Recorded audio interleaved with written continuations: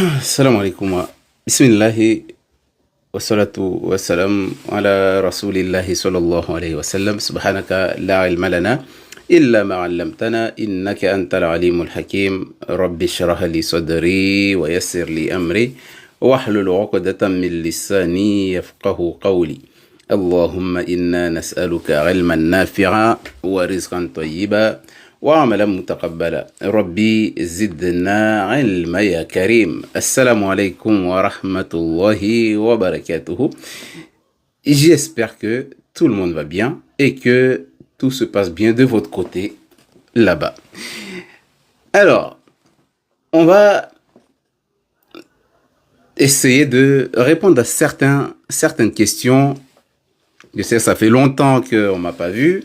Je m'en excuse parce que j'ai pas beaucoup de temps, comme je dis souvent. Mais à force de pratiquer la ruqya ou d'entendre les gens parler de telle ou telle situation, de tel problème, ça nous amène à monter en expérience et à comprendre beaucoup de choses concernant le domaine du soin en lui-même. En sachant très bien que au niveau du soin, c'est une obligation. On nous a donné un corps en bonne santé depuis la naissance et on nous a fait un dépôt, on nous a donné comme dépôt, on doit le rendre à Allah subhanahu wa ta'ala. Ça serait bien de l'amener comme on nous l'a donné, on nous l'a prêté. Donc, ton corps est à toi, c'est vrai. On entend souvent les gens qui disent que mon corps m'appartient, je fais ce que je veux. Mais le problème, c'est que ce qu'ils n'ont pas compris, c'est que ils vont mourir et ils vont quitter ce corps-là, ils vont aller vers Allah subhanahu wa ta'ala et le reste du corps va pourrir, mais il va être ressuscité le jour du Jumat dernier, comme si tu vas redevenir comme tu étais sur terre. Et après, si tu vas en enfer, la taille va changer. Et quand tu vas aller au paradis, ta taille ne sera pas exactement la même qu'ici. On nous dit que là-bas, on va être très grand en taille. On ne sera pas petit en taille comme ici. Donc, du coup, ce corps-là auquel on nous a donné, on nous a donné un corps pour qu'on puisse vivre matériellement, qu'on puisse toucher les matières, qu'on puisse s'en sortir et vivre sur terre comme Allah le veut et pour qu'on adore Allah. Allah a fait en sorte que le corps humain, il l'a fait de manière à ce que son adoration soit faite à la perfection. On voit tout ce qui se passe, on voit les arbres qui sont debout, on voit les animaux qui sont penchés, on voit pas mal de choses justement qui sont à l'adoration d'Allah subhanahu wa ta'ala. Donc du coup, Allah nous a créé pareil, nous a mis des membres, le visage, nous a donné pas mal au niveau du corps pour qu'on puisse l'adorer comme il veut, comme il se doit. Les prosternations, les ruku'ah, les sujud, tout ça, on nous a donné les membres qu'il faut pour pouvoir adorer Allah comme il se doit. D'accord? Et donc du coup, mais quand Allah a créé l'être humain, ça veut dire Allah subhanahu wa ta'ala a dit, on a créé l'homme et on connaît tellement l'être humain qu'on sait même ce qui lui fait murmurer des waswas en lui. Donc ça veut dire que les waswas, surtout les gens ont beaucoup de waswas actuellement. En ce moment, je vois beaucoup de gens qui posent des questions et qui critiquent des raquis en disant que oui, j'ai fait la ruqya plusieurs fois, mais je guéris pas, je comprends pas, j'ai toujours les djinns qui parlent dans ma tête. Et donc, du coup, le raqi m'a déjà traité 10 fois et je vois pas de changement. Alors que il faut savoir faire la différence entre les djinns envoyés pour te faire du mal, les sorcelleries envoyées et le mauvais œil, la sorcellerie, le mauvais œil, le hasad. Il faut savoir faire la différence de tout ça. Les djinns envoyés, ça tout le monde connaît. On voit des rêves qu'on se bat avec des gens, on voit des animaux, on voit des morts, on voit des gens qui nous entourent, on voit pas mal de situations auxquelles on est entouré des animaux féroces, on est poursuivi par des serpents, on est entouré des animaux féroces, on a tout ça. Du coup, quand on voit ces genres de rêves-là, c'est un signe qui peut montrer que il y a des djinns qui sont autour de nous ou qui nous suivent. Et parmi les djinns qui nous suivent, bah, là, on peut faire la différence. On sait qu'il y a un djinn qui est là. Et quand on regarde devant le miroir, des fois, on sent comme si quelqu'un d'autre nous regarde. Là, je réponds en même temps à la question. Mais on a l'impression que quelqu'un est dans nos yeux et il nous regarde à travers le miroir. Ça fait peur un peu, mais bon, c'est pas ça qui va nous pousser à pas vivre sur Terre. Hein. Donc, du coup, mais on sent qu'il y a une présence. D'accord? On sent qu'il y a une présence, on sent qu'il y a quelqu'un, on sent qu'il y a quelqu'un qui nous regarde, on sent comme s'il y a quelqu'un derrière nous. Voilà. Donc, du coup, ça, c'est les djinns envoyés. D'accord? Ça, on sait. Donc, du coup, il faut faire la différence entre ces deux. Mais les waswas, c'est une maladie. D'accord? C'est pas une obligation que ce soit des djinns envoyés les waswas. C'est de cette façon auquel, une fois qu'on aura compris ce que c'est que les waswas, même si je sais que beaucoup de raki ou beaucoup de gens en parlent beaucoup, mais l'histoire des waswas est très mal comprise. Et même si tu l'expliques à quelqu'un, il voit comme si c'est toi qui ne comprends pas. Alors que les waswas, c'est une maladie, ce qu'on appelle la schizophrénie ou les TOC. Médicalement, c'est reconnu. Les waswas, c'est reconnu en tant que maladie que tout le monde connaît. Les médecins connaissent les waswas, mais c'est juste qu'ils ne l'appellent pas waswas, ils l'appellent les TOC ou la schizophrénie. Le fait d'entendre des voix dans ta tête qui te disent va tuer quelqu'un, va manger telle chose, va faire ça, va faire ça. Médicalement, tu vas voir n'importe quel médecin, tu lui parles de ça, on sait que on appelle ça les TOC. Okay? C'est juste que eux ils vont pas l'appeler waswas comme nous. En islam, on appelle les waswas parce que ça nous waswis, hein, ça nous dit des choses. On entend des voix dans la tête. Les waswas, on entend des voix dans la tête qui nous dit fais ça, va te jeter par la fenêtre, ta prière n'est pas acceptée, Dieu n'accepte pas, t'as pas bien fait les ablutions, retourne faire tes ablutions, tu retournes faire tes ablutions et tu reviens, il te dit ouais les ablutions t'as oublié là, retourne faire tes ablutions, tu retournes les faire. Il y a des gens qui passent une journée à faire les ablutions pour la prière du matin, ils commencent du matin jusqu'à l'heure du Maghrib, ils sont toujours sur les ablutions de la prière du matin. Vous avez vu? Alors qu'une personne possédée par un djinn, il sait que là, je prie mon maghrib, je prie mon matin, je prie. Il n'a pas ce genre de problème-là. Et tant que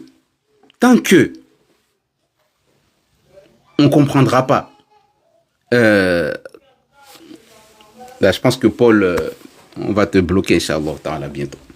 Donc, du coup, tant qu'on n'a pas compris ce que c'est que les waswas, tant qu'on n'aura pas compris la différence entre la possession, les djinns envoyés, les djinns qui sont présents, les présences dans la maison, les présences, tout ça, et les waswas, on ne peut pas se sortir de ce problème.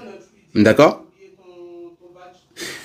Donc, on sait que les waswas, c'est des voix qu'on va entendre dans la tête. Ils vont nous dire ce qu'on doit faire. Ils vont nous conseiller, fais ça, fais ça. Et au bout d'un moment, en fait, ils vont se prendre comme si c'est eux, Dieu. Tu vas sentir comme si c'est Dieu qui te parle. C'est pour ça que beaucoup de gens qui vivent le waswas, ils font des choses qui sont très mauvaises des fois. Eux, ils vont penser que c'est Dieu qui leur parle en direct. C'est ça ce qui est compliqué avec les waswas. Au bout d'un moment, ils vont aller jusqu'à te faire donner, toi-même, tu vas leur faire plus confiance que la confiance que tu as envers Allah. Parce qu'ils vont utiliser tes faiblesses religieuses, ils vont utiliser ta croyance en Allah, ils vont utiliser la façon dont tu aimes Allah, ils vont passer par tous ces chemins-là pour t'amener vers l'égarement. D'où les waswas, la différence c'est que les waswas, tu entends quelqu'un qui parle dans ta tête. Alors que les djinns envoyés, tu as des idées qui te viennent par-ci, par-là, etc. Du coup, les waswas, il va te parler dans ta tête. Tu entends des voix dans ta tête qui te disent que tu es mauvaise, ta prière n'est pas acceptée, ce que tu fais là, c'est pas bon, tu vas aller en enfer. Et tu vas rester comme ça jusqu'à la fin de tes jours. Tu vas pas guérir. Tu as cette maladie-là. En fait, les waswas, ils te disent des mauvais, ils t'insiflent des paroles mauvaises au fond de toi. Donc, dans tout ça, une fois qu'on a compris que ça, c'est ça ce qu'on appelle chercher la différence entre les deux. Hein. Parce que je vois des gens qui se disent que mais comment ça se fait que j'ai fait 70 ruqya et j'ai toujours les voix dans ma tête. Et quand tu lui dis d'aller voir le médecin, il veut pas aller. D'accord? Il veut pas aller parce que pour lui, c'est des djinns. Il n'y a pas des choses plus frustrantes pour un raki qui connaît le monde du waswas qui te conseillent d'aller voir le médecin et que toi qui t'y connais pas, dire que c'est des djinns, ton ennemi les a envoyés pour te tuer, c'est pour ça que tu les entends parler dans ta tête. Mais on va quand même faire la ruqya. Une personne qui a des waswas, c'est bien de faire la ruqya souvent, etc. Mais les waswas, c'est un combat que la personne elle-même doit mener. La ruqya, ça va t'aider à t'amener vers un chemin pour que tu puisses au moins combattre les waswas. D'accord? La ruqya va t'aider. D'accord? Mais les waswas, la vraie personne qui peut combattre les waswas, c'est toi-même par la permission d'Allah, avec l'aide d'Allah subhanahu wa ta'ala. C'est ça ce qui va t'aider à combattre les waswas. Parce que les waswas, il n'y a pas que les musulmans qui vivent ça. Il y a les non-musulmans, il y a des chrétiens qui vivent les waswas, il y a des athées qui vivent les waswas. Chacun le vit différemment. Mais le problème, c'est que pour le musulman, lui, il se dit que les waswas, c'est les djinns envoyés aussi. Du coup, ils ont fait 70 ruqyas, ça marche pas, ils ont l'impression que ça marche pas. Et donc, du coup, ils se disent que ils comprennent pas comment ça se fait, qu'est-ce qu'ils ont fait à Allah pour que les djinns envoyés, les ennemis renouvellent, alors que c'est des waswas. Et quand on va regarder dans la médecine, on va trouver que les waswas, il y a une partie du cerveau, des fois, qui est atteint de ça. Donc, du coup, c'est pour ça qu'on va te donner des traitements qui sont très lourds. Voilà, médicalement, des traitements qui sont vraiment très très lourds, avec des effets secondaires très très lourds aussi. Et des fois, on n'a pas le choix. Des fois, on n'a pas le choix. Et moins c'est traité, plus la personne devient fou au bout d'un moment. Donc, tant que tu as quelqu'un dans ta famille qui a atteint des waswas, mais qui arrive à se contrôler, il faut l'aider, il faut le conseiller. Mais des fois, même quand tu le conseilles, il ne croit pas à ce que tu dis. C'est ça ce qu'on appelle les waswas. D'accord? Donc, les djinns envoyés, ils vont te mettre des idées. D'accord? Ils vont te pousser à devenir autre que toi. Alors que le waswas, tu es consciente et tu entends dans ta tête, il te dit, va lire le Coran, déchire le Coran, va jeter ton enfant par la fenêtre. Tu entends des gens qui te parlent, alors tu es consciente. Alors qu'un djinn qui te possède, des fois tu es consciente, des fois tu n'es pas consciente. Mais tu sais que là, c'est pas moi, là c'est le djinn, là c'est, etc. Donc du coup, pour les gens qui s'y connaissent, ils savent à peu près ce qui se passe dans ce domaine-là. Mais pour les waswas, ceux qui arrivent à les contrôler, on nous a dit quoi? Les savants disent quoi concernant les waswas? Ils disent que les waswas, c'est une maladie psychologique, mais vraiment très lourde. Parce que quoi? Parce que c'est toi, quand les waswas, tu dois faire tout le contraire de ce que le waswas te dit de faire. Si le waswas te dit d'aller jeter ton enfant, bah tu dis non, Allah a interdit le meurtre. Si le waswas te dit de pas prier, tu dis Allah nous a créés pour l'adoration. À chaque fois que le waswas te dit quelque chose, tu dois dire le contraire. Tu dois penser au contraire. C'est de cette manière-là qu'on combat les waswas. Le waswas, c'est pas des idées qui te traversent. Les waswas, c'est quelqu'un qui te parle dans ta tête. Alors que les djinns, c'est des idées qui te traversent. Vite fait, des trucs comme ça qui te poussent à aller voler ou aller faire du mal ou aller faire du shirk. En fait, ça, tu sais que c'est... Mais les waswas, ils te parlent, tu entends les voix. Pour les gens qui vivent les waswas, en tout cas, ils savent c'est quoi, la lourdeur et la gravité des waswas qui te poussent au suicide. Carrément, comme il dit Bilan, hein. Ils te disent, va te suicider parce que tu n'es rien sur terre. Allah n'est pas d'accord avec toi. Regarde ce que tu as fait. Tu as fait beaucoup de péchés dans tes passés.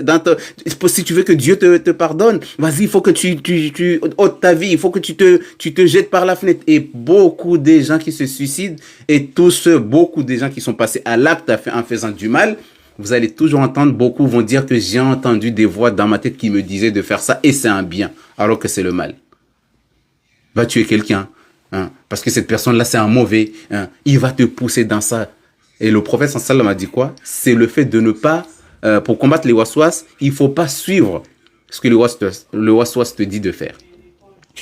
Et là, tu n'auras pas de péché. Tant que les waswas sont que dans ta tête, mais tu ne pratiques pas ce qu'ils te disent de faire, tu n'as pas de péché. Mais le fait de l'appliquer, là, tu rentres dans le péché. Parce que c'est ton corps qui va agir au niveau de ça. D'accord? C'est comme on connaît l'histoire de ces gens-là qui sont venus voir le prophète en lui disant, Ya Rasulallah, si tu savais toutes les idées qui se bousculent dans ma tête, ça pouvait détruire une montagne ou ça pouvait salir la mer carrément. Il a dit, Alhamdulillah, que ça reste que dans ta tête. Mais tu ne mets pas en pratique ce que tu entends dans ta tête. Donc les waswas, les gens qui obéissent au waswas parce qu'ils ont peur que le waswas va les tuer, le waswas ne peut pas te tuer, quoi qu'il arrive. il va te mettre des idées pour que toi, tu le fasses. Donc, ça fait partie des maladies les plus lourdes. C'est pour ça qu'Allah a dit dans le Coran, min sharri al-waswas al-khannas. Les waswas, c'est quelque chose de très lourd. On a tous des pensées, on a des waswas, oui, mais ils disparaissent. Des fois, ils viennent, mais ils disparaissent. Mais tu arrives à gérer. Mais il y a des gens, ils n'arrivent pas du tout à avoir la différence entre leur propre personne et les voix dans la tête.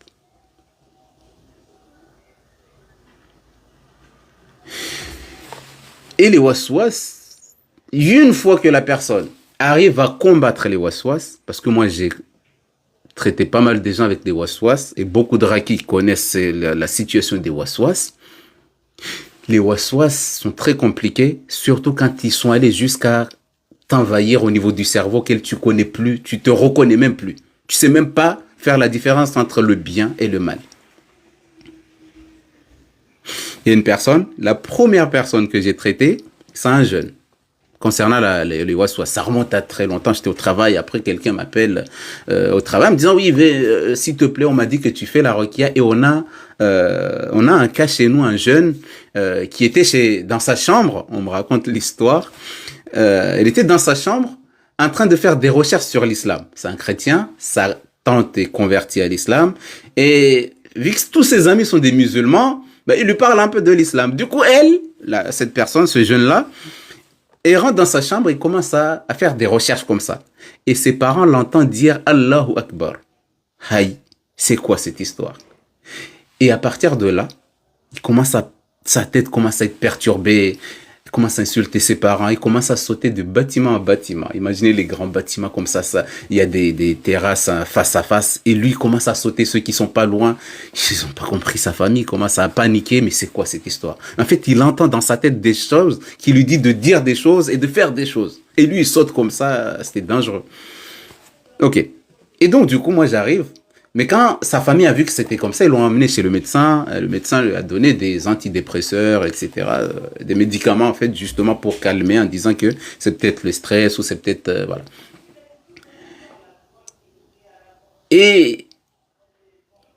Mais comme ça avait déjà pris beaucoup d'ampleur, c'est pour ça que les gens qui vivent les waswas, c'est qu'ils laissent ton enfant dire, oui, maman, j'entends des voix dans ma tête qui me disent de taper mon frère, d'aller me salir. J'avais même fait une vidéo, une fois, j'étais en déplacement à Tulle, et j'avais mis une petite vidéo une petite fille disait, moi, à chaque fois quand je vais à l'école, je suis bien habillé, j'entends dans ma tête, va te salir, va te mettre des microbes, et cet enfant faisait ça. J'avais mis son témoignage un jour, ça remonte dans les vidéos que j'ai publiées. Elle a dit, depuis petite, et l'entendait, ouvre la porte la nuit pendant que ses parents dorment, ouvre la porte et sort dehors.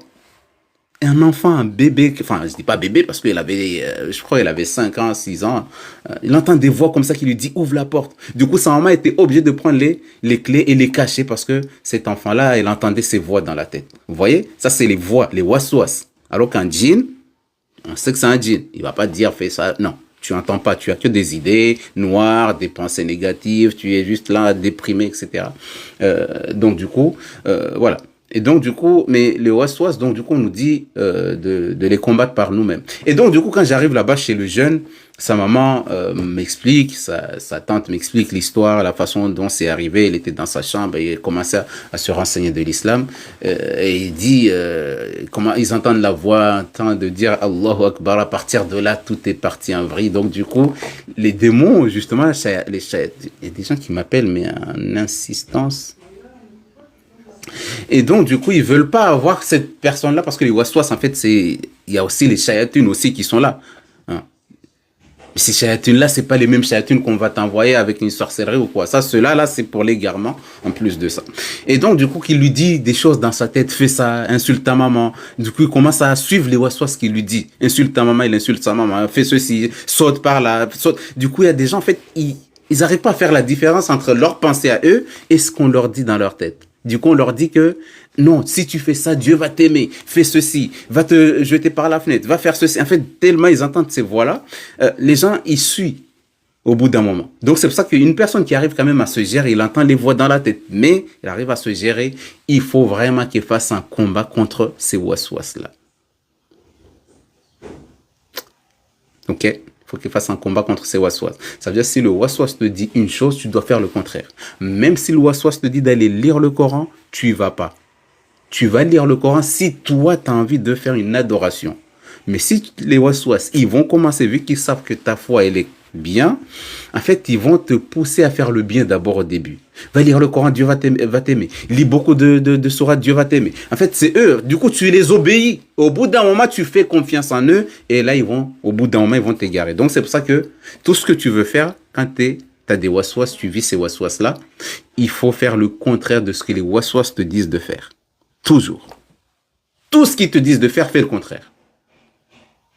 Et pratique le sport, marche beaucoup, lis beaucoup. Il ne faut pas laisser un moment de ta vie auquel tu es assis sans rien faire.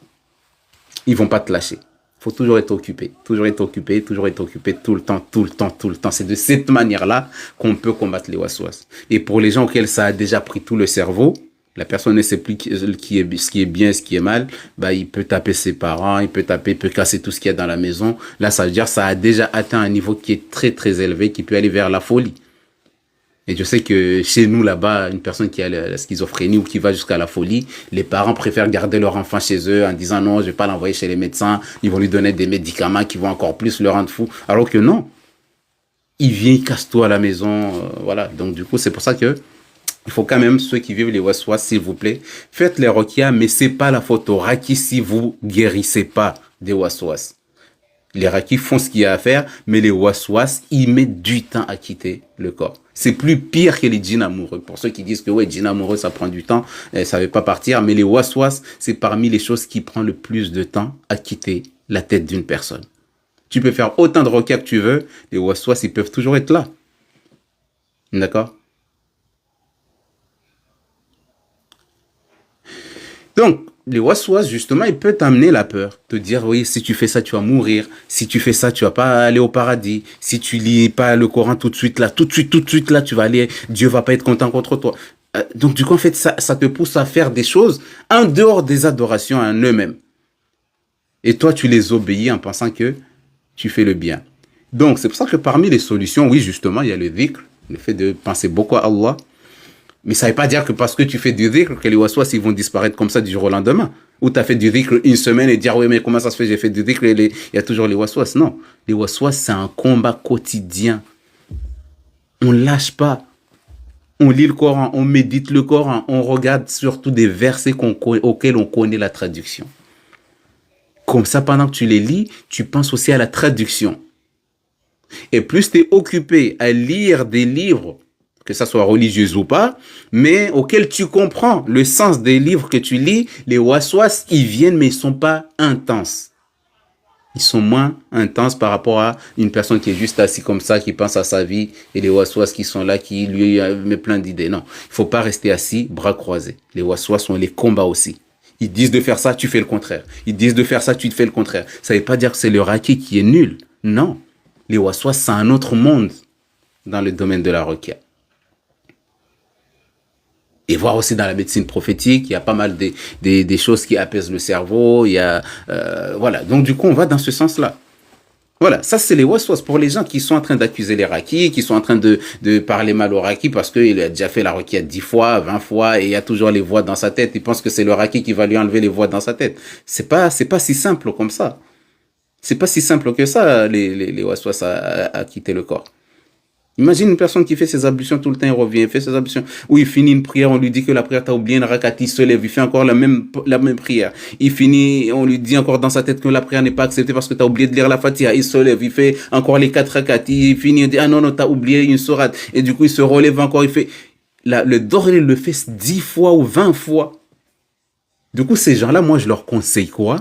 Si vous priez beaucoup la même prière, ne priez pas seul. Soit allez à la mosquée, ou soit prier avec un de tes enfants ou avec vos enfants si vous êtes une femme, vous pouvez pas aller à la mosquée ou quoi, prier avec quelqu'un ou laisser quelqu'un à côté de vous pendant que vous priez pour qu'il compte le nombre de rakats. Sinon, vous allez prier, vous n'allez pas faire à manger, vous n'allez pas faire d'autre chose que cette prière-là de Dohr, tu vas le prier jusqu'à l'heure de l'Aïcha, la seule prière. Du coup, il faut que tu pries avec quelqu'un ou quand tu fais les ablutions, amène quelqu'un avec toi qui regarde ce que tu fais. Quand tu veux retourner faire les ablutions, non, non, non, non, non, tu es arrivé au pied. Et comme ça, il t'encadre petit à petit, jusqu'à ce que ton cerveau revienne à sa place, Inch'Allah ta'ala. D'accord?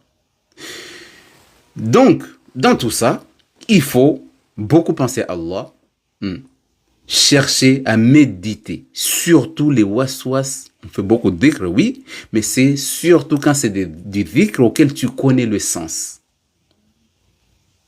La ilaha illallah, walhamdulillah, Allahu Akbar, Dieu est le plus grand. Après, il y a des versets à lire. قل أعوذ برب الناس ملك الناس إله الناس من شر الوسواس الخناس الذي يوسوس في صدور الناس من الجنة والناس. Tu récites ce verset-là, mais il faut que tu connaisses le sens approfondi. Comme ça, quand tu vas lire قل أعوذ برب الناس, tu ne lis pas comme tout le monde. Parce qu'il y a beaucoup de gens, ils ont le waswas, ils lisent قل أعوذ برب الناس, mais ils ont l'impression que ça ne fait rien. J'ai lu 70 000 fois le Qul de Binnas, ça fait rien, je vais à une autre invocation. Alors que la meilleure des invocations nous a dit c'est les 3 Qul.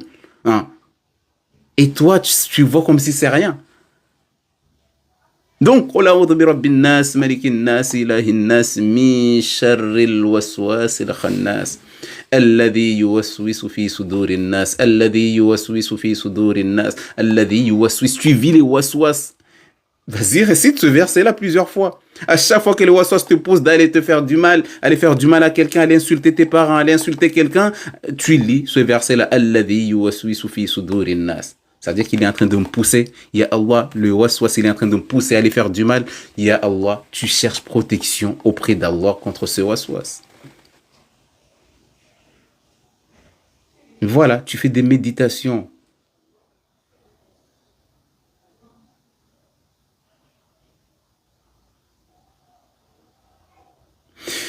Oui, même si c'est une personne qui n'est pas musulman, au contraire. Moi, je suis déjà tombé sur une dame qui vivait les waswas. Et les waswas lui disaient que c'est eux Dieu. Elle était chrétienne, je pense. Elle est partie voir les pasteurs. Les pasteurs lui disent ouais, ça c'est les ennemis de ta famille, c'est quelqu'un de ta famille qui te fait ça. Donc du coup, elle a suivi ça, mais voit pas de changement. Comme elle voit pas de changement, elle s'est dit mais Dieu, je sais pas si c'est Jésus, si c'est Allah, mais Dieu, si tu existes, je souffre de ce mal. J'entends des gens qui parlent dans ma tête, les pasteurs me disent c'est quelqu'un de ma famille qui me veut du mal, etc. Donc du coup, c'est pour ça que il y a ça. Alors que les waswas, c'est pas ça. Des fois, ça n'a rien à voir. Et donc du coup, un jour, elle tombe sur un musulman au marché qui lui dit, il lui raconte son histoire en disant j'entends des gens qui parlent dans ma tête et qui me disent que c'est eux Dieu, que je vais aller être brûlé dans le feu, etc. J'entends des voix dans ma tête. Après, le monsieur du marché lui a dit il faut que tu fasses la ruqya où tu vas dans les magasins musulmans, je pense, et tu vas demander aux gens qui sont là-bas de te donner, il y a de l'huile de nigel, il y a certains produits, et s'ils peuvent te conseiller quelqu'un qui fait la ruqya. Et donc, du coup, elle n'est pas musulmane. Donc, du coup, elle va dans un magasin musulman et raconte son histoire. Que j'entends des voix dans ma tête, il me rend fou. Je sais pas quoi faire. J'entends, ils me disent que c'est eux Dieu, que telle personne me veut du mal, telle personne évite telle personne, enferme-toi chez toi, ne sors pas dehors, ton enfant veut te tuer. Ils entendent des voix qu'elle veut s'enfermer sur elle. Du coup, ces musulmans-là, il y en a un, celui du magasin, il a pris une bouteille d'eau, il lui a dit, moi, je sais pas faire la ruqya, mais je vais te lire ce qu'on appelle le Coran, parce que chez vous, là-bas, vous dites c'est la Bible au nom de Jésus, mais chez nous, on n'a pas, c'est pas Jésus. D'accord? Chez nous, Jésus, c'est un prophète que Dieu a envoyé pour guider les gens. Et après, les gens le prennent comme adoration en disant que c'est lui Dieu. Donc, en islam, c'est pas ça. Nous, on croit en Jésus, mais en tant qu'être humain, messager envoyé avec l'évangile pour guider les gens. D'accord? Bon, ça pour les raquis, surtout qui font la ruqya aussi aux chrétiens, ça aussi, ça fait partie des arguments. Avant de commencer, tu peux expliquer ce que le Coran dit de Jésus, que nous, on aime Jésus en tant qu'être humain, qu'Allah a envoyé comme messager pour guider les gens. Voilà, nous, on l'aime pour ça. Mais on ne le prend pas comme Dieu. Nous, on appelle Dieu qui a envoyé Jésus. Voilà. Là, au moins, c'est clair dans notre positionnement. Ça ne veut pas dire que tu vas le dénigrer en disant oui, non. Tu lui dis selon la position de l'islam concernant Jésus. Mais on respecte les chrétiens, on les aime aussi en tant que frères dans l'humanité et tout. Mais voilà. Et donc, du coup, lui explique ça. Après, il lui dit, moi, je vais lire le Coran dans une bouteille d'eau, auquel tu vas prendre cette bouteille d'eau-là, tu vas te laver et tu vas boire chez toi. Tu vois, il s'est pas dit non, toi t'es pas musulman, le Coran va pas fonctionner sur toi. Le Coran a été envoyé pour l'humanité entière, homme comme djinn. Du coup, il lui a donné la bouteille d'eau coranisée avec de l'huile, etc. Il lui a dit bon, bah, va faire ça, mais ça serait bien que tu trouves des rakis aussi, qu'ils lisent le Coran sur toi, parce que le Coran, il travaille beaucoup contre les waswas. C'est pas que ça va enlever les waswas d'un coup comme un djinn envoyé, non. Ça va diminuer les waswas, ça va les combattre petit à petit, plus les efforts que tu fais avec les invocations et les évocations à Allah subhanahu wa ta'ala, plus les waswas, en fait, ils vont perdre la puissance qu'ils avaient envers toi. Ok. Elle arrive chez elle, et se lave avec le coranisé, et boit le coranisé, mais le Coran chez elle, ça ne veut pas dire qu'elle va tester, parce qu'elle a déjà été dans plusieurs églises, mais partout on lui dit c'est ta famille qui te veut du mal. Tu vois? C'est ça la différence entre un raki professionnel et les pasteurs, c'est pas du tout la même chose. Chacun a sa manière de soigner selon la croyance de chacun. On va pas rentrer dans tout ça, mais et donc du coup, mais le temps passe, ça continue quand même. Et donc du coup, je crois qu'après, je sais pas s'il y a quelqu'un qui l'a conseillé, on lui a donné mon numéro, elle m'appelle, après il commence à me parler. D'accord? Elle m'a dit, si tu savais ce qu'on me dit dans ma tête, moi c'est Dieu carrément qui est dans ma tête et qui me dit tout ce que je vais faire. Il me dit même que regarde, la voiture qui va passer là, ça va être une voiture rouge. Du coup, je suis Dieu. Je t'ai dit, je suis Dieu. Dans sa tête, on lui dit ça. Je t'ai dit, je suis Dieu. Tout à l'heure, je t'ai dit de ne pas traverser la route. Tu as traversé. Allez, retourne là-bas. Retourne là où je t'ai dit. Je suis Dieu. Sinon, tu vas mourir. Du coup, tellement il avait peur qu'il obéissait les waswas et pensait qu'en les obéissant, elle allait s'en sortir. Mais non. Waswas, schizophrénie. Toc. Plus tu les obéis, plus tu deviens fou. Du coup, elle était arrivée à un point auquel elle ne savait plus quoi faire. Et donc, moi, je lui explique maintenant, que dit l'islam sur les waswas? C'est quoi? Parce qu'elle a dit, elle ne trouve pas de réponse dans toutes les églises auxquelles elle passe. On lui dit toujours, ouais, c'est ta soeur ou quelqu'un de ta famille qui est toujours là, ton ennemi. Mais elle a dit, je ne trouve pas de réponse. Je suis perdu, je ne sais plus où tourner. Tu vois? Du coup, si tu es raki, mais tu n'as pas les connaissances dans les histoires islamiques concernant certaines choses, en fait, tu fais ta rakia. Et voilà. Et donc, du coup, en fait, je commençais à lui expliquer ce que c'est l'islam en elle-même, le tawhid, et aller sur les histoires pour qu'on dit que Jésus, qui est Jésus selon l'islam, lui expliquer un peu qui est le dernier prophète qui a été envoyé par Allah, qui a lui-même envoyé Jésus. Après Jésus, le prophète Mohammed, qui est le dernier des prophètes, qui est ce prophète-là? Donc là, ça commence à devenir intéressant. Voilà. Et donc, du coup, une fois qu'elle commence à comprendre l'histoire de c'est qui le prophète Mohammed, sallallahu alayhi wa sallam, avec des histoires qui sont incroyablement bien bâties, mashallah. Du coup, elle commence à aimer et commence à écouter. Je lui ai conseillé certains sourates avec la traduction. Une personne qui n'est pas musulmane, je vais pas lui dire vas-y écoute Al-Baqarah. Non, je vais lui donner des sourates courtes avec la traduction en français en même temps. Ça aussi c'est un conseil pour les rakis qui sont là, Inch'Allah ta'ala. Donc, tu prends la sourate Mariam, quand tu sens que les waswas arrivent, tu prends la sourate Marie qui parle de Jésus et sa maman, avec une traduction. Tu l'écoutes pas comme ça, non. Tu l'écoutes avec méditation, avec une traduction. Il faut que tu saches exactement ce que le Coran dit concernant Marie.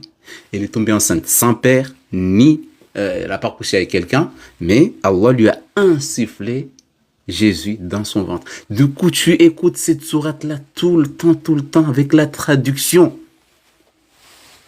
Et tu verras que les waswas, au bout d'un moment, vu que tu vas écouter la traduction, ça va te travailler la tête. Du coup, les waswas, ils n'auront pas de place. Tu vois, on a l'impression que c'est rien. Quand je parle comme ça, tu as l'impression que c'est un jeu. Ouais, mais ça, c'est simple. Et non.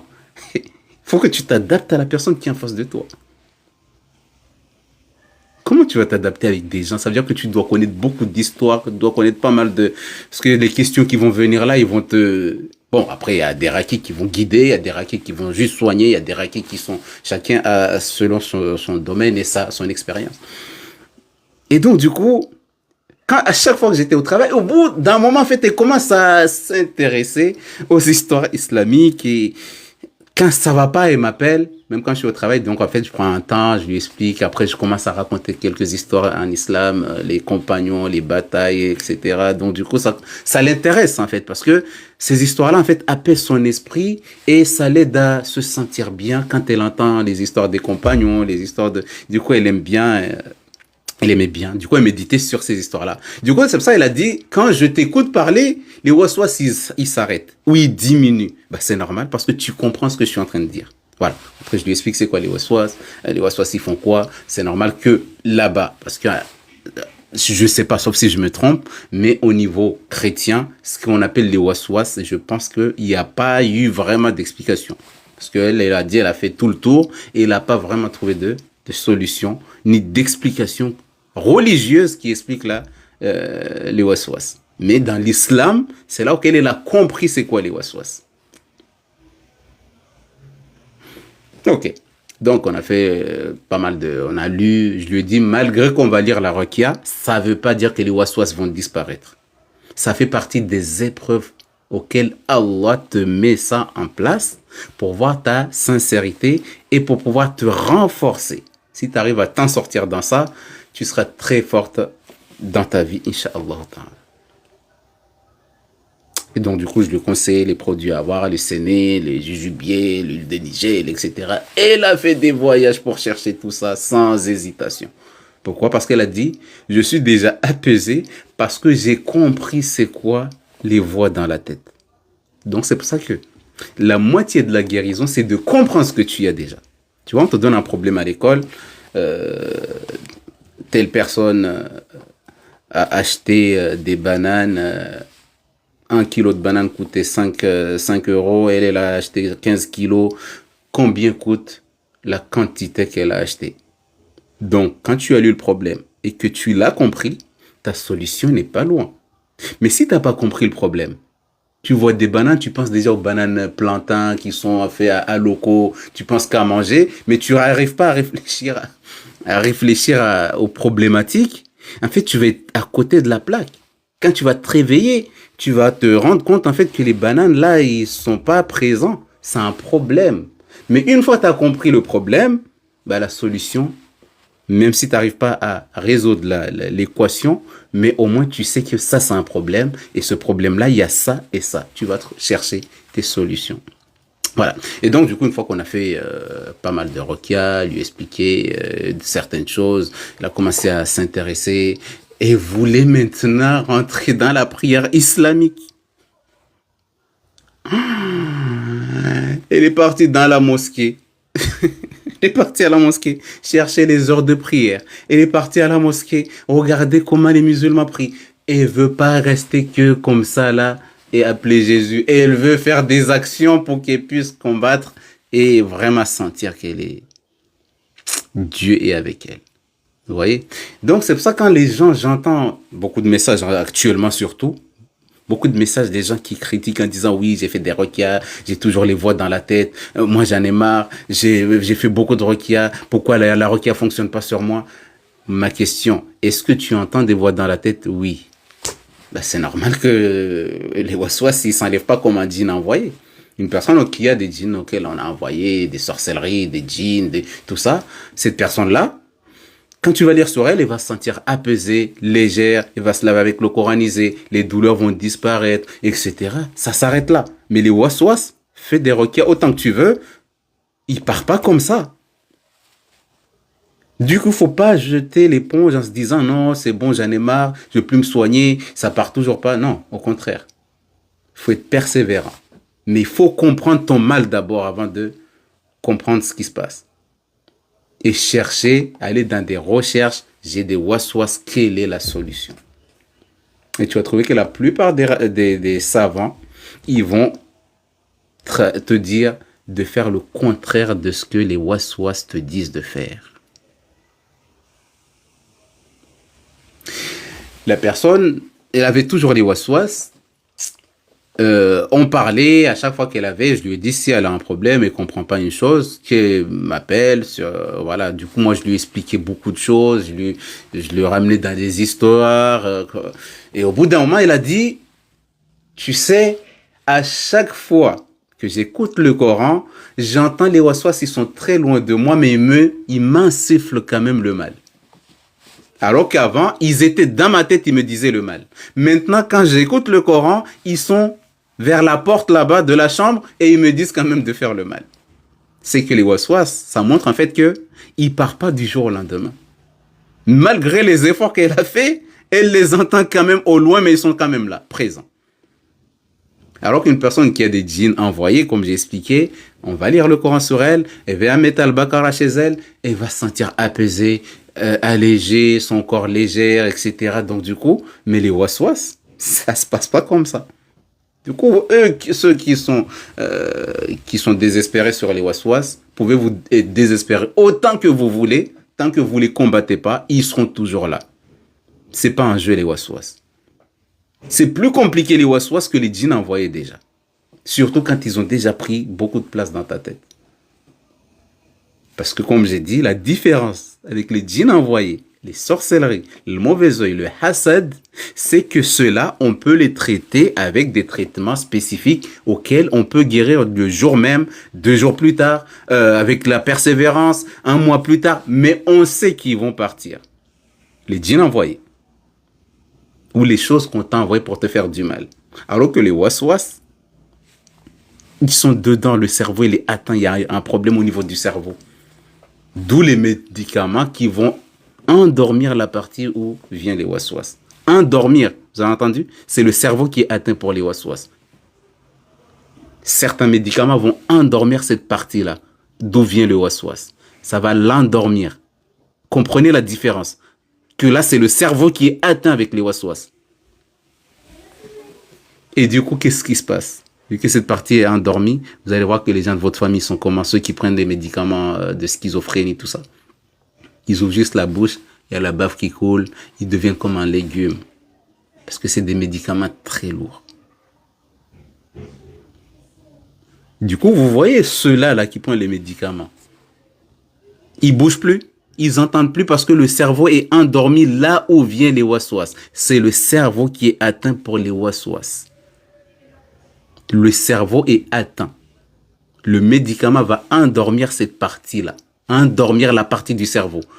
Vous imaginez? Endormir la partie du cerveau et les djinns envoyés qui sont là. C'est pas du tout la même chose. C'est pas la même chose. C'est le cerveau qui est atteint. Il faut réveiller ton cerveau. Il faut travailler. Il faut combattre ces choses-là. Il faut que tu éduques ton cerveau dans la méditation pour qu'il puisse guérir des waswas. C'est pas simple les waswas.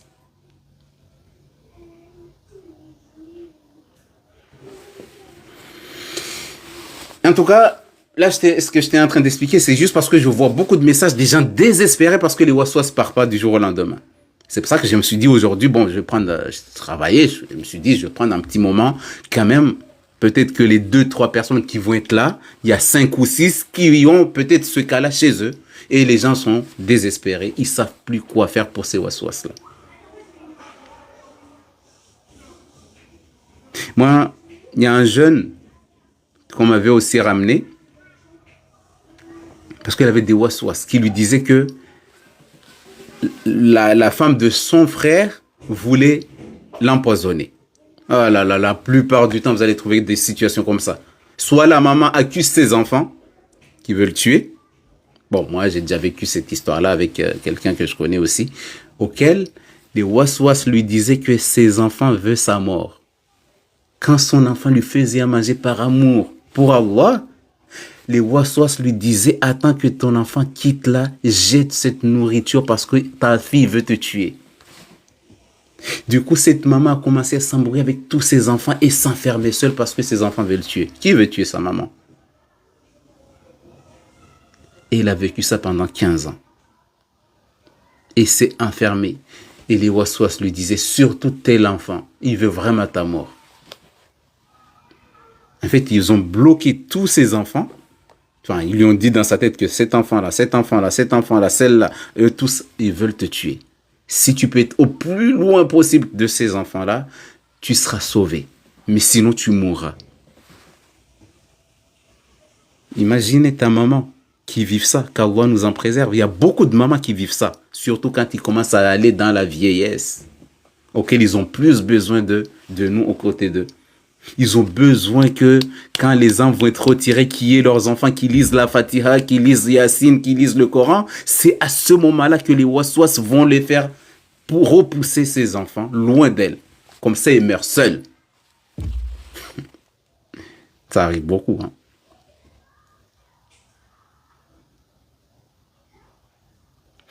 En fait, au niveau des waswas, il peut y avoir des sorcelleries qui peuvent venir créer des brèches auxquelles les waswas, après, ils peuvent venir aussi. D'accord?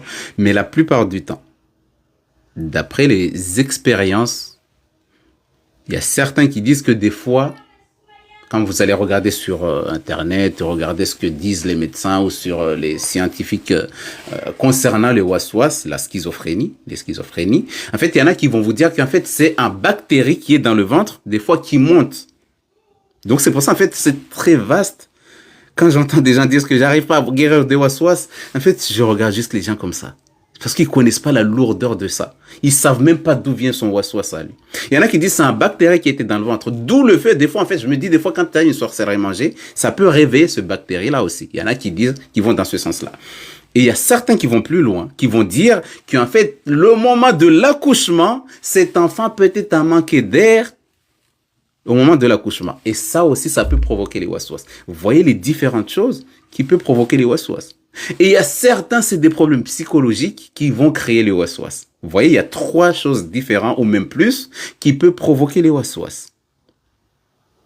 Celui qui a la bactérie au niveau du ventre et que ça remonte au niveau du cerveau, selon certains. Et ceux qui disent que, voilà, parce qu'au moment de l'accouchement, quand sa maman l'a accouché, il y a eu un manque d'air entre le moment de sortie et le moment de... voilà. Il y a un manque d'air, donc du coup, ça peut provoquer ça. Il y en a d'autres qui vont aller dans le sens auquel c'est un problème vécu psychologique.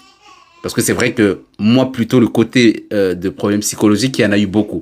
Une personne qui a subi un viol, une personne qui a subi des agressions sexuelles, une personne qui a vécu la mort, une personne qui a vécu un accident auquel ça le travaille dans la tête tout le temps, il pense je serais déjà mort. J'aurais pas dû faire ça. À cause de moi, telle personne est morte. À cause de moi. Du coup, ça, tous ces remords-là, pourquoi l'islam nous interdit de dire et si seulement j'avais pas pris la voiture ce jour-là, si j'avais pas fait ça, mon enfant serait toujours vivant. L'islam nous interdit de rentrer dans ça. Pourquoi ça réveille les waswas? Tu vas te la dire, si j'avais pas pris la voiture ce jour-là, pourtant ma mère m'avait dit de pas partir à cette heure-là. Si j'avais écouté ma mère, si, ça ouvre la porte à Shaitan. Donc c'est pour ça quand je dis que comprendre vraiment le monde des waswas, si tu arrives à le comprendre, en fait, tu le combattras. Mais tant que tu comprends pas, tu diras que la ruqya ne fonctionne pas. Alors que tu sais même pas d'où est réveillé ton waswas. C'est pas un jeu les waswas.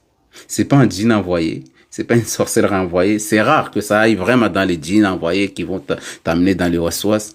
La plupart du temps, c'est soit psychologique. Comme disent, il y a certains, quand tu venais au monde, la personne a eu ça, une personne qui fume de la drogue, qui vont dans des illusions bizarres. En fait, toute chose qui va compromettre ton cerveau, qui va corrompre ton cerveau, ça peut t'amener les waswas. Ça, il faut le savoir. Et ça peut t'amener le waswas. Il y a une personne qui était juste enfermée dans l'ascenseur. Écoutez bien. Il n'avait pas de djinn. C'est une personne normale qui n'a pas... Voilà, on ne va pas dire qu'il y a des sorcelleries. Non, une personne normale qui rentre dans l'ascenseur seule et l'ascenseur se bloque. Elle est seule, toute seule, il n'y a personne.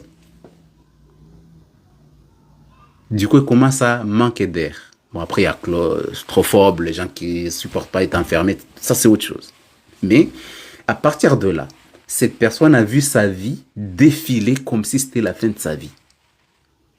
Et heureusement, il y a quelqu'un qui est passé, qui a appelé les secours, qui sont venus en 45 minutes. Normalement, quand il y a quelqu'un qui est bloqué dans les ascenseurs, il y a des gens spéciaux qui viennent pour débloquer les ascenseurs. Il ne faut pas plaisanter dans ça.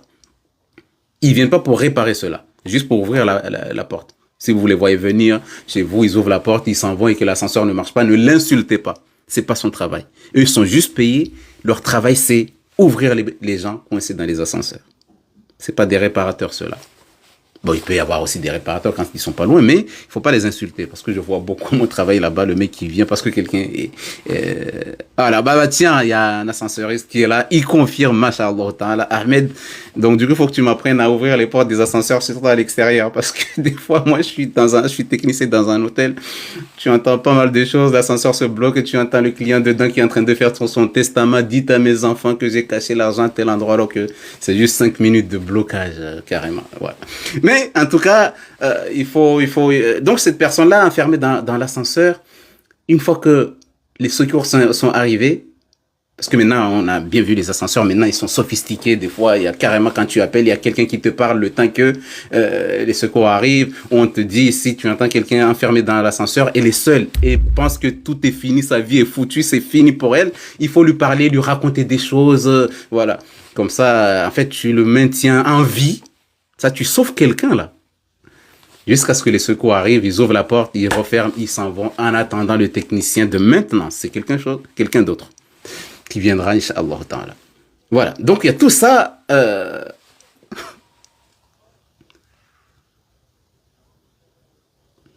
Oui, vaut mieux ne pas ouvrir parce que si l'ascenseur est entre la personne veut sortir, l'ascenseur lâche, il reste de... Ouais, c'est vrai.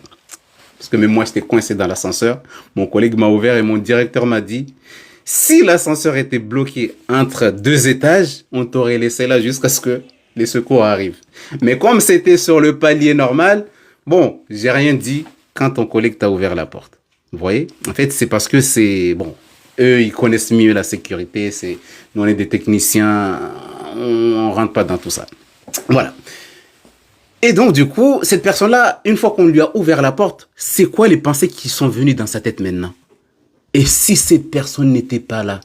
Et si, quand j'ai sonné, personne n'avait répondu? Je serais morte. Qu'est-ce que j'allais devenir? Et mes enfants? Et après, cette personne-là va dormir dans des soucis et va devenir claustrophobe parce qu'il va avoir peur de l'enfermement et va développer un problème psychologique qui va la tourmenter tout le temps, il va penser à ce jour-là.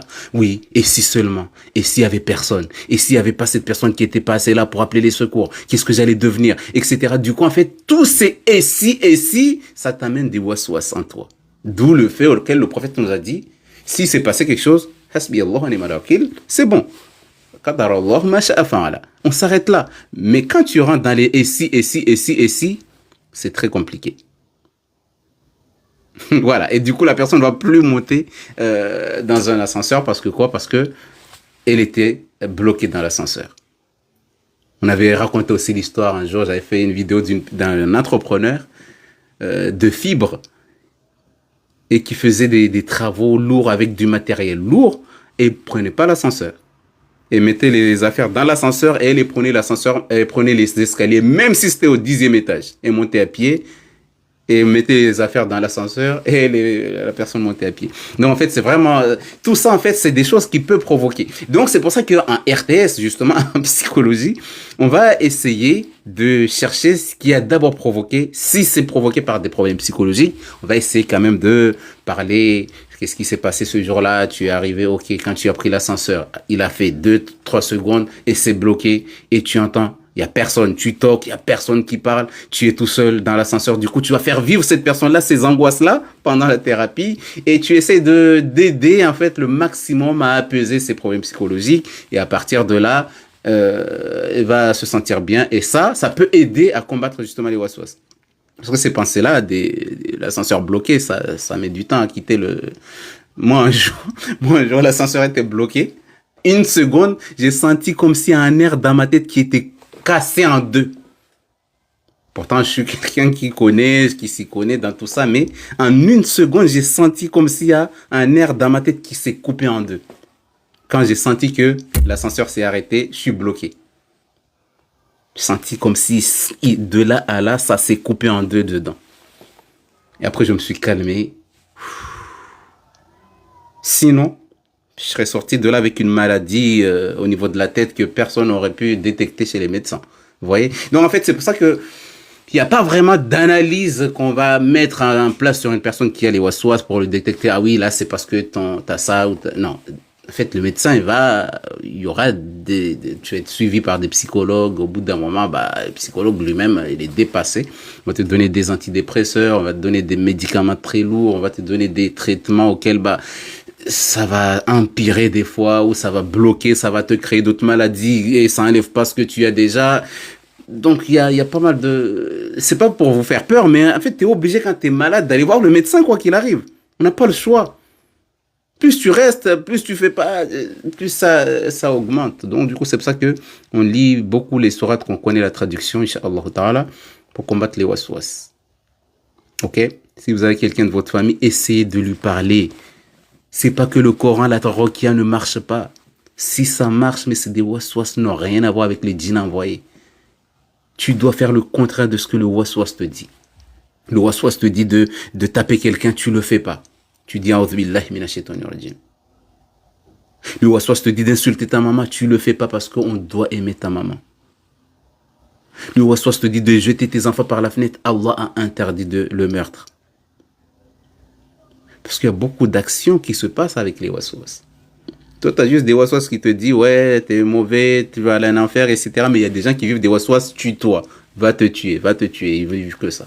Du coup, ce que tu vis, alhamdoulilah, si tu arrives à contrôler. Mais te laisse pas faire non plus. Ok? Ils vont faire ça, mais je sais que c'est pas facile. Je sais pourquoi ils sont pas patients, ils arrivent pas, ils en ont marre, ils savent plus quoi faire, ils ont tout fait, ils ont lu Al-Baqarah 1000 fois, ils ont lu le Coran 70 000 fois, ils ont fait beaucoup de dhikr, mais ils voient que ça marche pas. Alors que c'est pas que ça marche pas. Il faut que toi, tu te bats contre toi-même. Il faut que tu te bats contre toi-même. Ça, c'est le combat le plus lourd. Se battre contre toi-même. Imagine, t'aimes le chocolat. Et t'es accro au chocolat. Et que tu dois arrêter de manger le chocolat. Et partout où tu passes, il y a du chocolat. Qu'est-ce qui va se passer dans ta tête?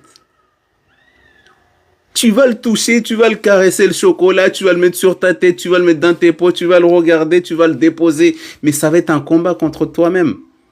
Une personne qui fume, c'est pareil.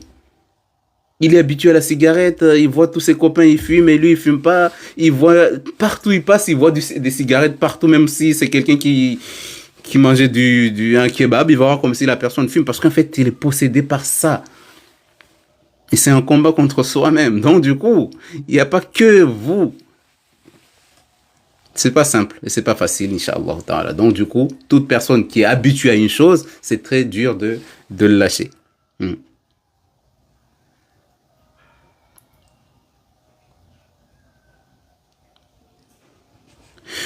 Donc, ça veut dire qu'il faut vraiment que tu travailles contre ça. Mais surtout, quand tu sens ce genre de waswas, regarde les versets ou écoute le Coran auquel il y a aussi la traduction en même temps. Ou lis les versets que tu connais aussi la traduction. Tu écoutes en écoutant la traduction.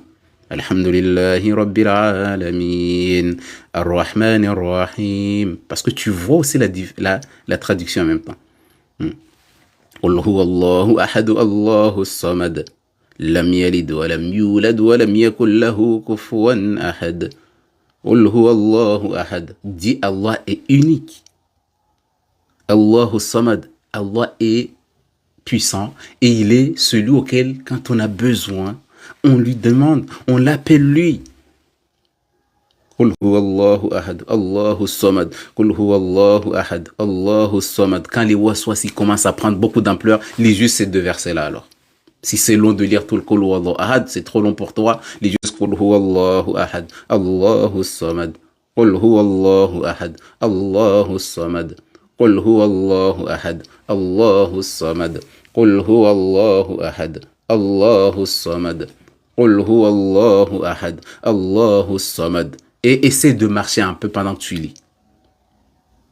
Tu vois, on nous a dit quand le prophète sallam, je crois, il a dit, si vous êtes dans à la mosquée pendant le khutbah de vendredi et que tu vois que tu t'endors là où tu es assis, change de place. Tu vois? Du coup, quand tu vas sentir que les waswas commencent vraiment à t'envahir, que tu n'arrives à rien faire là, tu deviens vraiment, tu te lèves, tu changes de place ou tu marches un peu, ou tu sors dehors, tu vas marcher et tu lis le Coran en même temps. Tu peux lire juste Qul huwa Allahu ahad, Allahu samad. Qul huwa Allahu ahad, Allahu samad. Essayez même ceux qui n'ont pas de waswas. Essayez juste de lire ces deux versets-là, comme ça. Allah est unique et Allah est celui auquel, quand on a besoin d'aide, on l'invoque, on l'appelle lui. Qul huwa Allahu ahad, Allahu samad. Avec la traduction dans votre tête. Lisez juste ça. Vous allez voir ce qui va se passer tout de suite dans votre tête. Ou vous fermez les yeux, juste vous faites Qul huwa Allahu ahad, Allahu samad. Et pensez au fond de vous, là, au niveau du cœur, pendant que vous lisez juste ces deux versets-là. Avec une forte intention que vous aimez Allah. Qul huwa Allahu ahad, Allahu samad. Qul huwa Allahu ahad, Allahu samad. Qul huwa Allahu ahad, Allahu samad. Qul huwa Allahu ahad, Allahu samad. Qul huwa Allahu ahad, Allahu samad. Après, si tu veux finir toute la sourate, c'est encore meilleur. Mais le fait juste, vous voyez deux versets. Il y a des gens qui me disent, ouais, il faut lire pendant 5 heures, il faut lire tout Al-Baqarah pour que je guérisse. Je dis aux gens, 2 versets peuvent changer ta vie, c'est juste ton intention vis-à-vis d'Allah subhanahu wa ta'ala. Vous avez vu? Vous avez fait juste Qul huwa Allahu ahad, Allahu samad, regardez ce qui s'est passé. Regardez tout le mauvais œil qui descendait. Regardez les frissons qui vous ont traversé pour certains. Vous avez juste lu Qul huwa Allahu ahad, Allahu samad, vous êtes arrêté là. Vous avez vu le changement qu'il y a? Et combien de temps vous lisez Al-Baqarah, il n'y a rien qui se passe. Donc en fait, il faut comprendre ce qu'on fait. Il faut comprendre ce qu'on lit. Il faut méditer en même temps. Qul huwa Allahu ahad, Allahu samad. Qul huwa Allahu ahad, Allahu samad. Mais ne lis pas vite comme ça, Qul huwa Allahu ahad, Allahu samad, Qul huwa Allahu ahad. Non, tu le lis. Qul huwa Allahu ahad, Allahu samad. Et tu penses à ton cœur. Ou tu penses à ta tête en même temps. Tu lis juste ces 2 versets-là. Essayez et vous allez voir ce qui va se passer. Juste la méditation, avec la concentration, avec une intention forte vis-à-vis d'Allah, tu lis juste Qul huwa Allahu ahad, Allahu samad. Tu vas voir qu'il y a déjà une différence. Et si tu le termines, c'est encore meilleur. Je ne vais pas être là, vous dire comme tous les gens qui vous disent, ah, j'ai quelque chose pour vous. Ce verset-là, il va faire ça. Non. Tant qu'il n'y a pas de preuve, nous, on va méditer n'importe quel verset. On va prendre n'importe lequel. Bon, vous allez dire, oui, mais pourquoi lui, il va prendre Qul huwa Allahu samad? Vas-y, on va prendre n'importe quel verset. N'importe. Tant que c'est le Coran, on va prendre n'importe. Vas-y, on va prendre le Sabbih isma rabbikal a'la alladhi khalaqa fasawwa. Vas-y, on prend celui-là. On fait la même chose. On ferme les yeux. On va penser à notre cœur, notre tête, là où on se sent le plus mal.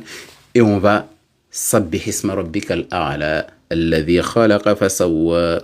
Sabbih isma rabbikal a'la. Glorifie le nom de ton Seigneur le plus haut. Personne ne peut le dépasser. Allah, il est très puissant, il est très haut. Alladhi khalaqa. Sabbih isma rabbikal a'la. Sabbih isma rabbikal a'la. Tu peux même réciter même ça. Sabbih isma rabbikal a'la. Sabbih isma rabbikal a'la. Sabbih isma rabbikal a'la. Sabbih isma rabbikal a'la. Vous voyez? Vous sentez ce qui se passe dans vos têtes, des picotements bizarres, des choses des frissons qui vous traversent. En fait, c'est en train de vous guérir. Pourtant, on a lu n'importe quel verset du Coran. C'est juste ta confiance envers Allah. Le Coran est une guérison. Le Coran était descendu, c'est une guérison. Et une miséricorde pour les croyants. Vous voyez?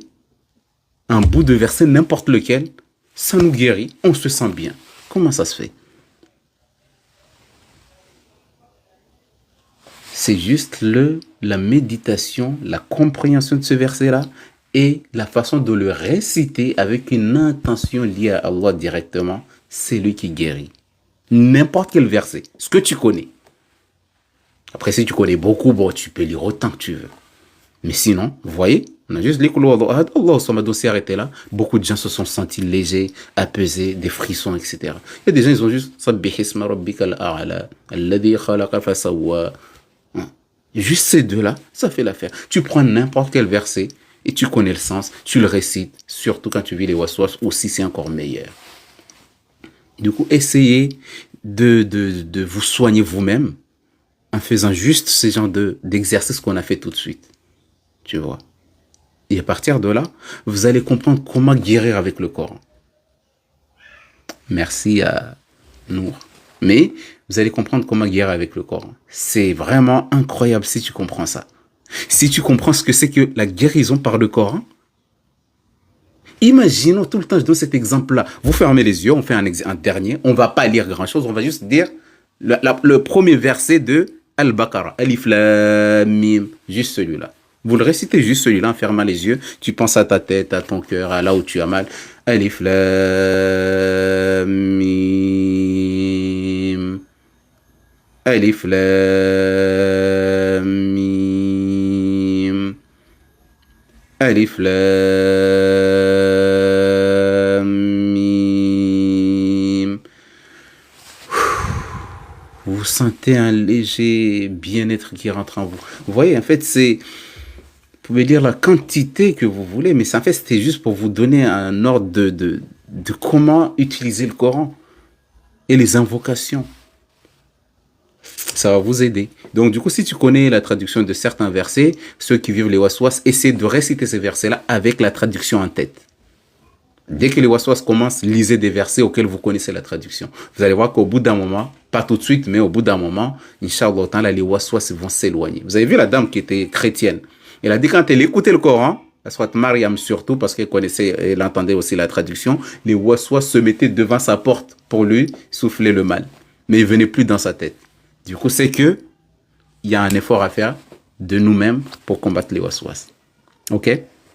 Voilà, voilà.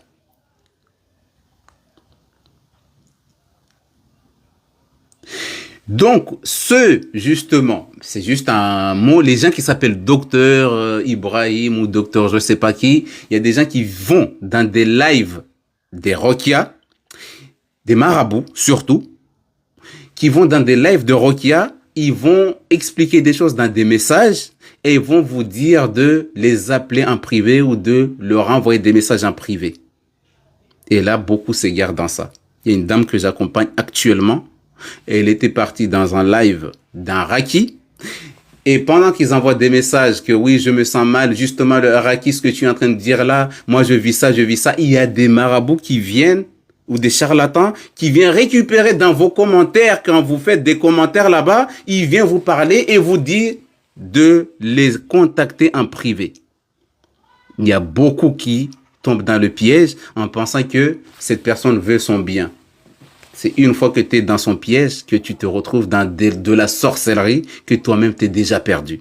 Alors que tu as tes problèmes à toi, tu vas te renforcer dans d'autres problèmes que tu peux même pas t'en sortir. Du coup, les gens, quand vous êtes dans des lives, des rakis qui parlent de comment guérir, comment tout ça, tous ceux qui vont venir en cachette vous dire de les contacter en privé comme là tout à l'heure j'ai vu un certain je sais pas qui. Il faut faire très très attention à ça. Moi je suis pas responsable, je connais pas ces gens-là qui viennent récupérer des gens dans les lives parce qu'ils voient que ces gens-là ont des problèmes, ils viennent les récupérer pour les égarer encore plus dans de la sorcellerie, dans du maraboutage, etc. Vous allez vous retrouver à faire des sacrifices bizarres, etc. Donc du coup cette dame-là me dit j'étais dans un live d'un Raki et je lui envoie un message de m'appeler parce que j'avais un problème. Je ne suis pas sûr c'est le Raki qui l'a contacté, mais c'est quelqu'un d'autre qui l'a contacté, qui lui a demandé 250 € pour lui envoyer le traitement. Et quand il commence à lui parler, et cette personne lui parle très très mal à cette dame-là. En plus, elle voulait se convertir à l'islam et tombe sur quelqu'un comme ça. Et là, elle m'envoie un message, elle me dit, je quitte l'islam parce que la personne-là, c'est pas un vrai musulman. J'ai pas compris l'histoire. Il m'envoie un message, il me dit, ouais, il faut que moi je vais quitter l'islam parce que je suis tombé sur quelqu'un, j'ai écouté son live, il fait la requête en ligne et à la fin, il me dit de lui envoyer 250 € pour m'envoyer le traitement. Il m'a pas envoyé le traitement et à la fin, écoutez bien, il me demande d'envoyer encore 250 € pour aller faire un sacrifice. J'ai dit, c'est pas un raki. Impossible. Le raki va te dire son prix, je te fais le traitement, tu me donnes ça, ça s'arrête là. Mais un sacrifice pour aller égorger une poule, du coup, je lui ai dit, quitte pas l'islam, s'il te plaît, parce que là, je ne suis pas sûr que c'est le raki que tu parles avec. Il est parti lui dire, ouais, moi, il envoie un message, dire, oui, je connais un certain Akirij. C'est la dame qui dit à la personne, oui, je connais j'ai posé la question à un raki, hein. Merci, étoile filante. Donc, je connais un raki qui s'appelle Akirij, qui m'a dit que vous n'êtes pas un bon musulman. Il lui dit, non, mais l'écoute pas, parce que Akirij, lui, il est pas malade, c'est toi qui souffres, donc l'écoute pas. Je lui ai dit, tu m'écoutes pas moi, et tu es en train de te faire arnaquer là-bas. Cette personne-là n'est pas dans l'islam. Ce qu'il est en train de te demander, je vois pas un raki te demander ça. Donc, faites très, très attention. Du coup, la dame, elle est en train d'insulter le raki, alors que c'est quelqu'un d'autre dans les commentaires qui lui a donné son contact, en pensant que c'est le raki qui lui a répondu. Donc, elle me dit, avant-hier, il y a une semaine qu'elle veut quitter l'islam. Parce qu'elle ne comprend pas comment se fait-il que ce raki l'a arnaqué, lui a volé l'argent, il lui demande encore 250 € pour aller égorger. Un raki ne va pas égorger pour toi. Sauf si c'est le jour de hakika ou de sacrifice, ça c'est autre chose. Mais un raki qui te dit ça, non. Du coup, je lui dis de pas quitter l'islam, de revenir à Allah subhanahu wa ta'ala. Si elle se convertit, c'est pas pour quelqu'un, mais c'est pour Allah. Du coup, elle parle avec moi, je suis musulman. Je lui conseille que le bien. Pourquoi elle veut quitter? Parce que il y a quelqu'un qui lui conseille le mal. Voilà, la ramener à Allah subhanahu wa ta'ala. Donc, du coup, c'est pour ça que j'ai vu là, quelqu'un qui dit, contactez-moi en privé, etc.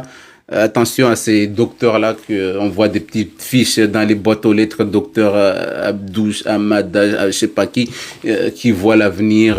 Si tu es pauvre, il va te donner la richesse. Une personne en détresse, il va se sombrer. Et quand tu contactes ces gens-là, tes enfants, tes petits-enfants, tu vas mourir et ta généalogie va continuer à subir ce que tu as fait aujourd'hui.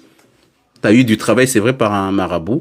Mais tes enfants, tes petits-enfants, tu les as sacrifiés. Et tu vas être responsable de tout ça. Qu'Allah nous en préserve. Donc, du coup, s'il vous plaît, non, on va pas aller dans ce sens-là. Non, on va pas aller dans ce sens-là. Elle n'est pas encore convertie en fait. Et se renseigner, tellement elle a souffert, et vient de va dans les églises aussi celle-là, et cherche des solutions, et trouve pas. Donc du coup, elle a trouvé son chauffeur qui est musulman, qui lui a conseillé l'islam, de se soigner aussi dans l'islam. Du coup, elle commence à s'intéresser, mais elle n'est pas encore musulmane. Donc je ne vais pas dire déjà qu'il faut lui couper quelque chose. Non, au contraire, non.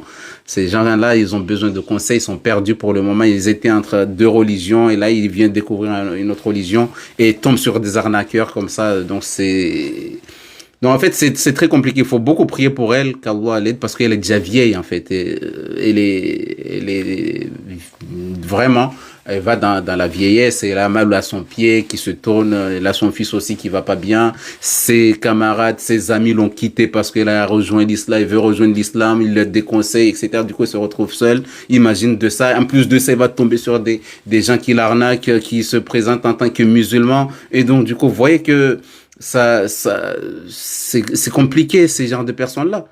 Elle est coupée du monde, tous ses amis l'abandonnent parce qu'elle veut rentrer dans l'islam. En plus de ça, elle va tomber sur des gens qui vont, après ses amis lui dire, ah, on t'avait dit que t'as vu que les musulmans sont mauvais, etc. Donc, du coup, elle est perdue. C'est pour ça qu'elle s'est dit dans sa tête, mais tellement j'ai des pressions de tous les côtés, j'ai envie de quitter. Alors que, en fait, non, il faut qu'elle reste stable. J'espère qu'elle est là, qu'elle écoute aussi, Inch'Allah ta'ala. Et qu'Allah lui donne la meilleure des guérisons, amin, et qu'il nous protège et qu'il protège les musulmans contre tous ces genres de choses-là. Voilà, amin, rabbal alamin. Donc du coup, on va s'arrêter là, Inch'Allah ta'ala. On se verra un jour si on a du temps. Mais je sais pas. Allah seul sait quand on peut se voir. Mais cherchez les vrais rakis. Ne prenez pas tout et n'importe qui vous dit, qui voit l'avenir. Il veut le nom de ta maman. Il veut aussi le nom de ton nom et le nom de ta maman. Il y a pas mal de choses dans ça. Mais beaucoup demander la guidance à Allah subhanahu wa ta'ala. C'est très important. Tous les jours, tu te dis, Ihdina surat al-mustaqim. Mais c'est un piège. Merci, étoile filante. Ihdina sirat al-mustaqim. Tous les jours, on demande ça. Merci, étoile filante. Tous les jours, tu demandes. À chaque fois que je vais dire comme ça, là, tu vas m'envoyer quelque chose. Voilà. Il faut savoir qu'à chaque fois, tu dis, Ya Allah, ihdina sirat al-mustaqim. Ya Allah, guide-nous dans le droit chemin. Et quand tu finis la prière, Allah t'amène quelqu'un qui vient t'éprouver dans ta foi. Et là, tu vas revenir encore, tu vas dire, Ya Allah, ihdina sirat al-mustaqim. Allah va t'amener quelqu'un dans ta famille qui va dire, vu que tu es malade, vois un marabout et tu demanderas pardon plus tard. Et tu reviens à la mosquée, Ya Allah, ihdina sirat al-mustaqim. Et tu vas au travail, ça se passe mal, tu trouves quelqu'un qui te dit, ouais, si ça se passe mal au travail, prends ce machin-là, tu vas l'arroser à ton travail, tout le monde va t'aimer. Et tu viens encore à la mosquée, ihdina sirat al-mustaqim. Donc c'est pour ça qu'en fait, il faut bien comprendre ce qu'on lit.